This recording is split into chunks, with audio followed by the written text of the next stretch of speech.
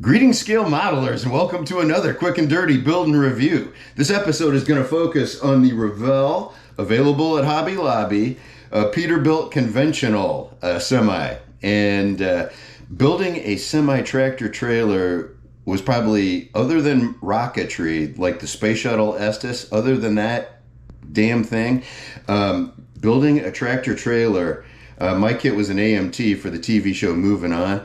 It was the most challenging build of my childhood, and I'm back to try it again with my new methods and techniques. And one of those techniques is called being patient enough to wash the glue off your fucking fingers before you touch parts.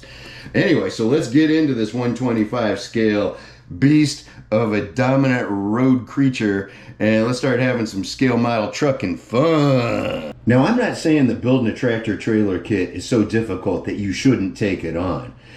I compare it favorably to the movie Deliverance.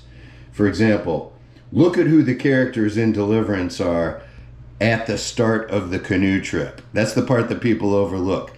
Give that a real close look next time you see that. Look at who they are on the front end, and then look at who they are after. That's more like what I'm talking about. It's going to change you. Now, Jim, that's enough. That'll do her. Consistent with the Revell Hobby Lobby instruction manuals, we got a clear color guide. A small range of colors, really. And I did Prussian blue for the gloss blue. That's a Vallejo color that I got at Hobby Lobby. And we have a detailed parts list. I like the parts list, numbered parts list in 3 different languages. And 101 of those, but there's also tires and some other cool parts. And got nice, big, beautiful drawings. I haven't looked up the history of this kit, so I don't know if this was always a Revell kit or where this came from. It likely didn't, but I do want to look this up on ScaleMates. Okay, here's a quick cursory review of ScaleMates history on this. This goes back to Monogram in '82. And AMT also offers a Pete 359 in 25 scale. Revell Monogram also offers this in 16 scale. But the 25 scale version, I've got about 3 different paint and decal jobs dating back to the beginning of this mold. So this is about a 50-year-old mold. And this is the version that I'm dealing with. It's on a flatbed hauling logs. All right, I'm only in on step 1 so far, and you know, working on the frame, the chassis, the fuel tanks. This one came together with a pop fit, but its counterpart on the other side, the fit is so bad that is the only time I put model parts in a vise before. I just completed 1 coat of the Vallejo Prussian blue from Hobby Lobby, and that drip there is not overspray of the blue color. That was when the Mars Black that I shot over this, that overran, and look at how that shines through. So I should have sanded that off, and this coat would look really good. That's the only goof was not from the blue, but the coat underneath it. Just a quick comment, I'm doing rapid color changes. This is the 3rd color change I've done in an hour with the airbrush, and I'm just letting you know that I'm mixing it 50 to 60% airbrush thinner to color. So it's like about 40 to 60 or 45 to 55, and it's functioning really well through the airbrush, and cleaning it is quick, and I'm just letting you know a formula that works. Now, Jim, I got 2 words for you. BR549. These wheels came together really nicely. They pop onto the axles almost effortlessly. The suspension is the easiest build I've had of a car model, you know, of a auto that I can remember. And this has just really been fun to put together so far. And I only think I've been assembling for like one day, so for me this is phenomenal progress. And the parts just pop right off of the sprues. So this is a fun kit if you haven't had the fun of trying to build a semi-tractor. This would be a good one to do. Greetings, scale modelers, and welcome to another quick and dirty build and review. Today's subject is going to be the Peterbilt 396, which has been everywhere all over this fine country of ours. It's got Illinois plates, Nevada plates. You do the math. The decal guide is solid, and the instructions are good, and you will have chrome pipes going right here, so there is a bit of slop to work with, but it's really not too hard to get at least 95% close to the way the photo looks. So the decal job is pretty straightforward to work with.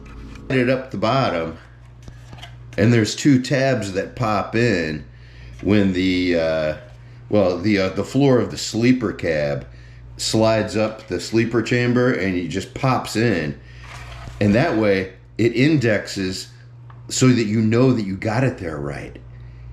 Okay, an issue that I created for myself was I lost the two clear plastic parts for those headlamps, but what I'm gonna do is these came off of the side mirrors, so they were just plastic molding pieces from the chrome part sprue. So I'm going to put those chrome parts in, kind of like headlamp lenses, and then I'm going to put a round globe of white glue over that to simulate a headlamp.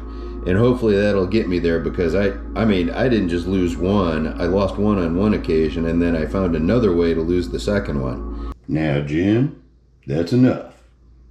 That'll do her. Lenses, and I'm taking a win on that. That came out really nice. The white glue just made it naturally made circles, and that looks pretty realistic for a substitute. Together really nice. I did black primer on the engine, and I did a diluted tan over the top, and that, just by accident, the Caterpillar logo that's detailed into that really looks good, and it looks like a decal. Also too, the interior so far, that came together super easy. I'm pretty pleased with the look that I got. Once again, it was diluted deck tan over black. And I did some black line panel wash, and dotted on some dials there. And now it hasn't gone into the body yet, and that's where I have my challenges, getting that to fit and getting the glue to go right. So, but at this point so far, this has really built like a dream, and this is a very fun kit. If this is going to be your first truck model, I would recommend this one. I thought this was a good point for a progress update. I just popped on the hood, and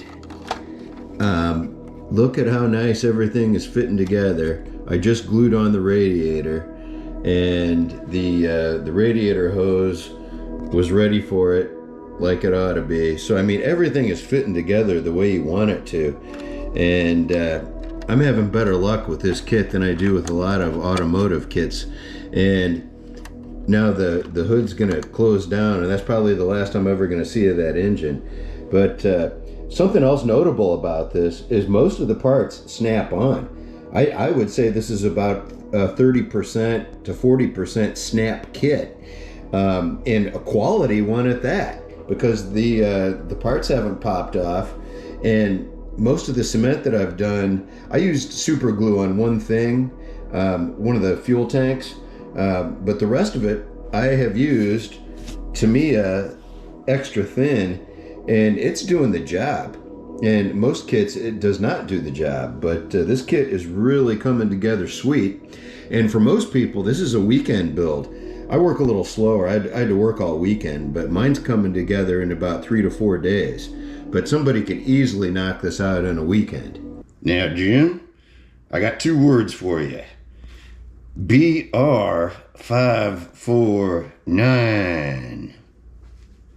All right, scale modelers, when you build the Peterbilt 396, there will be a lot of instances where pins need to fit into pre-drilled holes, and almost always I had to shave the pins down a little bit, and then they would go in just fine. And then I would just add a touch of Tamiya extra thin cement, and you know, that's as much build as I put into it. And I had to take the radiator out so that the hood would close on the engine. So my model does not have a radiator because it wouldn't let the lid shut. And also, this is my fault also, I lost both of these, so the model isn't going to look as good because of the missing headlamp lenses. So I mean, the build of it is going really well, but a major issue, I mean, this is like the wing fitting to a body on an airplane. I mean, I couldn't get the hood closed without tearing the radiator out, and you may have to do that also. So I hope your results vary in that instance. But these all had big fins on them, and they went down into the pre-drilled slots. So that was a bit of a curveball, but everything turned out okay. So all in all, this is a fun model to build, and really, if you're just sitting down and focusing on it, you can build this in a weekend. The Revell Hobby Lobby Peterbilt 396, it is a blast to build, and it's because it's about 30-40% snap. And so it gives you a positive fit in all those places that determine how well your build is going to look. So it makes sure that the body is on straight, and make sure everything fits straight. So this is a legitimate weekend build, and the instructions are nice and clear, and these are available right down the road at your local Hobby Lobby store. And this has been another quick and dirty build and review. Thanks for watching, and keep on trucking. Now, Jim, there's only 2 words that you need to know: cat, diesel, power.